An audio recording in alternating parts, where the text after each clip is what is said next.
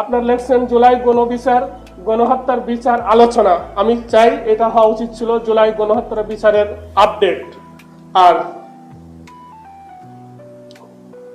International অপরাধ tribunal আদালতের নাম হওয়া উচিত ছিল আন্তর্জাতিক বিশেষ দ্রুত আইন আদালত। কারণ আপনারা যে সিস্টেমের কথা ভিতর দিয়ে যাচ্ছেন, আপনারা বলছেন পরবর্তী সরকার এসে আমাদের এই বিচার করে যাবে। ইম্পসিবল। আপনারা কোনো ভোটের মাধ্যমে এই ক্ষমতায় আসেন নাই। পরবর্তী যারাই আসবে তারা ভোটের বিনিময়ে ক্ষমতায় আসবে। তারা চোরের ভোট চায়, তারা ঘুষখোরের ভোট চায়, তারা চাঁদাবাজের ভোট চায়, তারা আওয়ামী লীগ দোসরের ভোটও তারা চায়। সত্যিকার অর্থে তারা এই ভোটের বিনিময়ে তারা ক্ষমতায় আসবে। তাদের এত ঠেকাই পড়ে নাই যে শহীদদের তারা বিচার করবে, যেখানে 20,000 জুলাই যোদ্ধাদের তারা বিচার করবে। কখনোই তারা করবে না। সুতরাং আমাদেরকে এই কথা এটাই বাস্তবতা। কিন্তু এটা আমরা বললে আমরা আপনাদের কাছে অপ্রিয় হচ্ছি। আমরা অপ্রিয় হতে ভয় পাই না।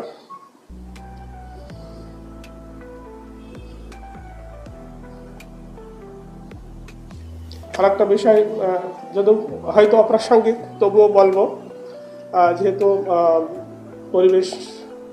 মাননীয় পরিবেশ উপদেষ্টাকে পেয়েছি। আমি actually applied chemistry and chemical ইঞ্জিনিয়ারিংয়ের ছাত্র। আমি 17 সালে চাকরি ছেড়ে দিয়েছিলাম। সেটাও বলি, নিজের কথা বলতে হয়, কারণ না হলে তো কেউ জানবে না।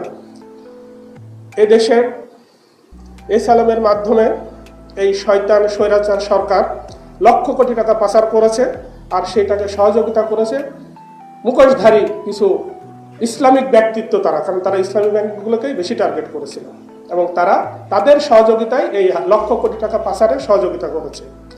আমি তখন যমুনা ব্যাংকে গুলশান ব্রাঞ্চের ম্যানেজার। 16 সালের শেষের দিকে আমাকে বলা হলো যে অমক অমককে লোন দিতে হবে। আমি বললাম স্যার তাদের সিকিউরিটি ওনার একটা চেক দেবে। বলছে সরি, আমি আমার এই 20 বছর চাকরি জীবনে এমন কোনো আনএথিক্যাল কাজ করি নাই, সুতরাং চেকের বিনিময়ে কাউকে আমি লোন প্রপোজাল পাঠাবো না। কারণ আপনারা সবাই জানেন যে কোনো লোন হেড অফিস থেকে অ্যাপ্রুভ হয়, কিন্তু প্রস্তাবনা আসতে হবে কোনো ব্রাঞ্চ থেকে। আমি যেহেতু ব্রাঞ্চ ম্যানেজার, আমি সেটাকে অস্বীকার করেছি এবং স্বাভাবিকভাবেই আমাকে ট্রান্সফার করা হয়েছে, হেড অফিসে ক্লোজ করা হয়েছে। আমি তখন বলছি যে প্রয়োজনে চাকরি করব না, এবং আমি তাই চাকরি করিনি। কিন্তু এই সৎ সাহসটা এদেশের লক্ষ লক্ষ বললে ভুলে কোটি কোটি লোক দেখাইতে পারে নাই। আর দেখাইতে পারে নাই বলেই আজকে আমরা এই 16 বছর 17 বছর দেশটাকে ধ্বংস হতে আমাদের চোখের সামনে দেখেছি। এই 7 বছর আমি আমার যে পড়াশোনা, তার উপর যেহেতু কিছু আমার কাজ আছে, আমি ডাইং ওয়াশিংয়ের একটা কেমিক্যাল, সেটা আমি প্যাটেন্ট ওনার, আমি ইটিপি নিয়ে কাজ করেছিলাম। এই জন্যে এটা বলবো যে আমাদের দেশের গার্মেন্টসকে নিয়ে আমরা অনেক আশাবাদ ব্যক্ত করি, অনেক ভালো ভালো কথা বলি, অনেক লোকের কর্মসংস্থান হয়েছে এসব বলি, কিন্তু ভিতরকার চিত্রটা কি?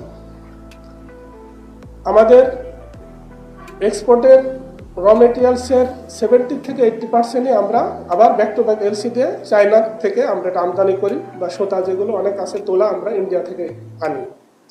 আচ্ছা, আমরা মূলত এখানে বলা হয় যে আমরা শুধু মজুরিটা পাই।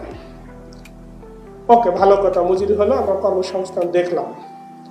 কিন্তু যে পরিমাণ এক্সপোর্ট হয়েছে, আপনি বিগত এই 16 বছরের হিসাব নেন, তার সব টাকা আসে নাই। তার মানে কি? আমাকে আভ্যন্তরীণভাবে কিছু আমাকে কর্মসংস্থান দেখালেন, কিন্তু সামগ্রিকভাবে আমার দেশের টাকা পাচার করলেন এক্সপোর্টের নামে।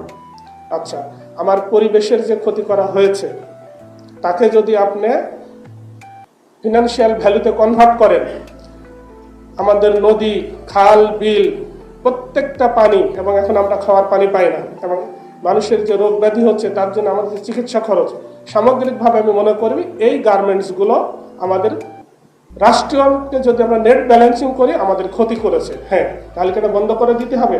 না। পৃথিবীর গ্রিন গার্মেন্টসের 80% বাংলাদেশে, এটা হয়তো আমরা অনেকেই জানি না।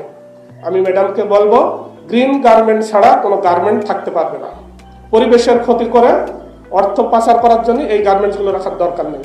আপনার কাছে জোর দাবি জানাবো, পৃথিবীর কোনো গার্মেন্টস আমাদের এক্সপোর্ট আরও বাড়বে, আমাদের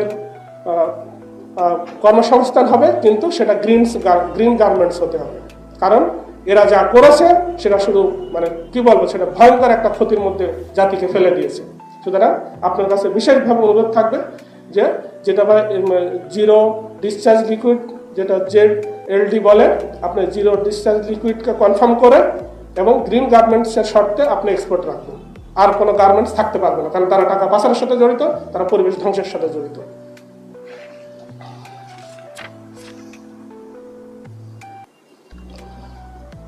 আইন উপদেষ্টা স্যারের দৃষ্টি আকর্ষণ করছে, আপনি যদি আইন এখন তৈরি করেন, আপনাকে বাধা দেওয়ার জন্য কেউ নেই। আপনার এমন আইন করতে হবে, মমতাজ আর গদিরা কিভাবে সংসদ সদস্য হয় এবং তাদের কিভাবে মাননীয় সংসদ সদস্য তাকে আহ্বান করতে হবে। আমাদের দেশে কি এত যোগ্য লোকের অভাব পড়ে গেছে? তার মানে কি আপনার আইনের ঘাটতি আছে, যার জন্য গদি আর মমতাজরা সংসদ সদস্য হতে পারে। আপনি আইন চেঞ্জ করবেন, উদ্যোগ নেবেন। আর একটা বিষয়, যেহেতু সংস্কারের প্রশ্ন আসছে, কোনো সংসদ সদস্য প্রার্থী